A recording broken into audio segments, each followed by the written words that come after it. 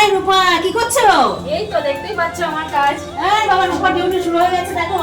হ্যাঁ একদম। দেখো বন্ধুরা আমাদের রূপা দেখো কি খুব পাচার মেয়ে দেখো কি করছে দেখো। এই দেখো দোকানের জন্য রুটি তৈরি করছে। হ্যাঁ এটা এখন আমি আটা মেখে রেডি করছি আর কি। আর এদিকে তরকারি আমার সব রেডি। আমি যেহেতু নিচে সবকিছু করি না, নিচে তরকারি করি না, উপরে তরকারিটা বানাই। আর এখান থেকে আটা ফাটা মেখে নিয়ে একদম সব রেডি করে নিচে দোকানে যাই। আর সেখানে গিয়ে শুধু রুটিটা আমি ওখানে তৈরি করি আর কি।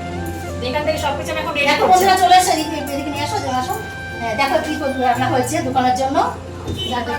দেখো ছোলার ডাল আছে, এটা হচ্ছে আলুর দম।